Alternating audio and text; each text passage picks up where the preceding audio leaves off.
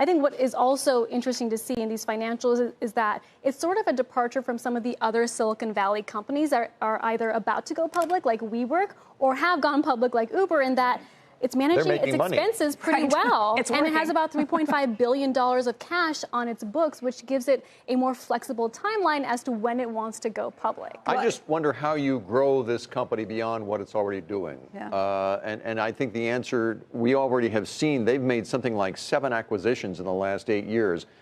And they've strayed from their original model, buying Hotel Tonight, which is a hotel booking website.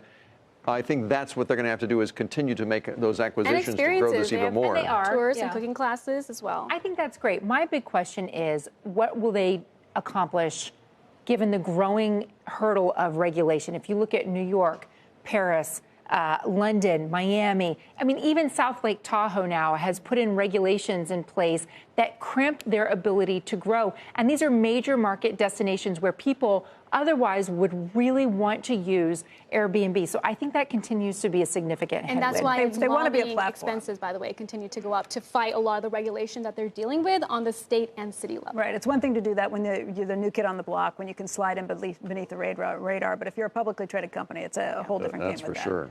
All right, topic 2. Target is zeroing in on the grocery aisle. It's launching its own brand called Good and Gather. That starts on September 15th. Analysts have knocked Target in the past for lackluster fresh food offerings, but the retailer says it plans to offer more than 2,000 items. That's right, 2,000, everything from milk and eggs to salad mixes and pasta. And Good and Gather will be its biggest private label brand. Obviously, there's a lot more money. Margins are much fatter with private label. Well, and that's where the growth is right now in the grocery business. I mean, private label for Walmart and some of the other big companies that do groceries, that's where their growth is. I'm now a Wegmans devotee. I go to Wegmans all the time, and they're all about private label. Fresh Direct, too. They do a ton of private label that's really good. But you know what? I think this is partly why private label is growing as fast as it is, because when you go to some of these markets where they have their private label, you're almost like a captive audience. Right. Wegmans doesn't carry the balsamic vinegar that I love, and the difference or the is, like their private label stuff used to be bad. It used to be the low-end stuff. Now it's private higher label end. Was cheapo stuff. Now it's really good higher stuff. quality. If you look at the opportunity, this represents real competition for grocery stores. The supermarket sales last year were $700 billion. New grocery openings up 30% last year. When you look at the opportunities for Target, it's about getting more sales, and they've not done fresh food well. They've done packaged food very well, and they had their own label. This is Archer Farms. They had Farms. Simply Balanced. The some of the market pantry is going to go away, and they're going to fold it into this Good and Gather, fresh. Which is I just don't think, when I think of groceries, I don't think of Target. I think Amazon and Walmart, they really have the first mover advantage here. So I think Target really has to work on its pricing structure to get me as a new consumer where you live, though, too. Because I was out in Minneapolis and checking things out there. I mean, they own some of those markets where they are. I think it depends on where you live. We don't see much of Walmart around here because they're not as deeply in the Northeast. But if you go and you move outside of that, I think it's a different ballgame. But if you want something more than milk and eggs, Target is not the place that you go to get that. You don't do your major grocery shopping at most Targets. But they want you to be. But they want you to be. And the thing is that represents, because right now you might not go to Walmart to do that grocery shopping if you've already been to Target. All right, topic 3, Elon Musk taking another shot at the solar panel business. His new tactic, offering customers the ability to rent a solar roof for $50 a month rather than have to buy these things. Musk tweeting that the solar roof would save consumers $500 a year in utility bills, and that with the new pricing, it's like having a money printer on your roof if you live in a state with high electricity costs. What do we think? Well, you know what? You know what they don't get? The 30% federal tax write-off. Right. No. Actually, Solar City would get that write-off because they're the leaser, not the person who's doing the leasing. So you're giving that up by not buying yourself. And it's a little more expensive. If you're in an area where you can then sell the power that you're generating onto the smart with that, grid. That can make you some money as well. That depends on what happens with the fluctuations up and down.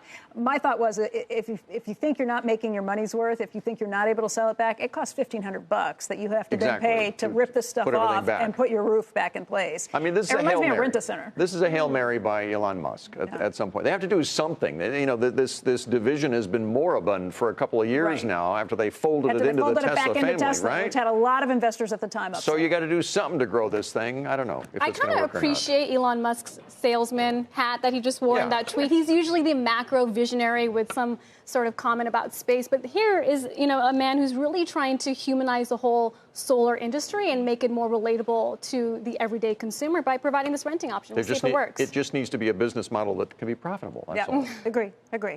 All right, up next, the latest casualty in the war on sugar is juice boxes. That's according to a new survey, which says that 60% of parents with children between the ages of 3 and 11 say they are trying to reduce sugar in their homes. And for some, that means turning to juice box alternatives like flavored water. In response to this trend, brands like Juicy Juice and Apple and Eve have launched reduced or zero sugar waters that you can then put in a box and your kid can feel cool drinking water from. I don't get this now. Now, both of you have young children. What happened?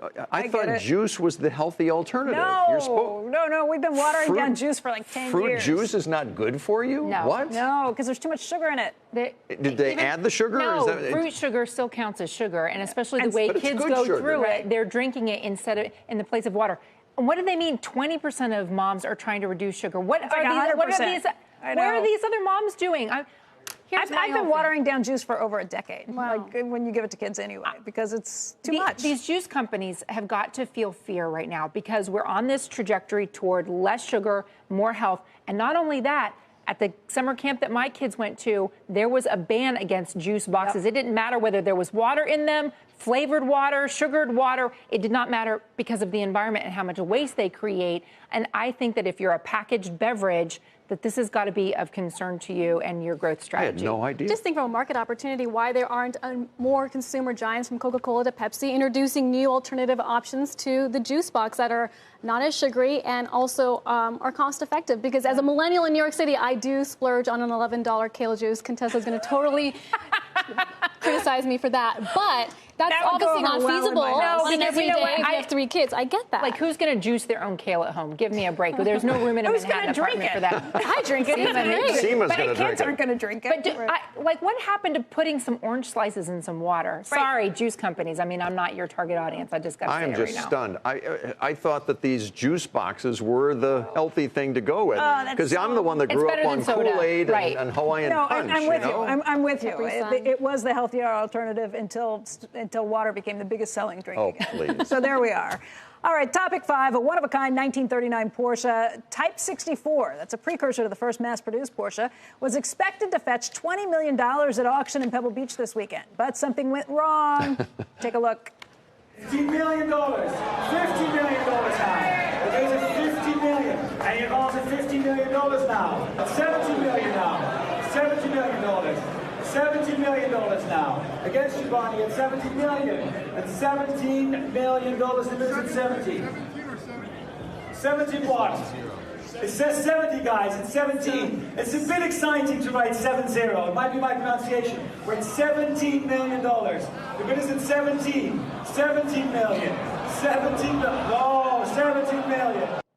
Yeah, communication is very important. The crowd and the auction screen operator thought that the Dutch auctioneer was saying 30 million, 50 million, 70 million, when what he was really saying was 13 million, but 15 million, 17 million. I'm confused. Were the people who were bidding actually bidding 30 and 40 and 70? I asked, Robert Frank was there, and I emailed, and I haven't heard back from him yet. Robert, hello, answer your email now. Right. Because I want to know if they were, because they took it off the market then. The auctioneer said if it's 17 million, it didn't meet the reserve and they took it away. The crowd turned on the auctioneer. There were no bids after 17 million. That was lower than the reserve price, as you mentioned. The other thing is the auctioneer was saying 13.5, meaning 500,000. Right. How in that room do you confuse, even if it sounded like 35? How do you explain the auctioneer going in a $500,000 increment at the beginning and then jumping $9.5 million to the next level? You know what it is? It's like no sense. It's like an anchor and a producer. Just a producer not getting the elements right. Sorry. That never happens. That's exactly what it is, because he had it right, the auctioneer. Look out, Seema. And then it was the guys who were controlling the elements that just didn't have the numbers right. That's right. I mean, but I've done that on calls before. It's easy to mishear 13 and 30. It is. And that's why you have to ask people to clarify. Right. And it makes such a difference. But lost in all of this, what a gorgeous car.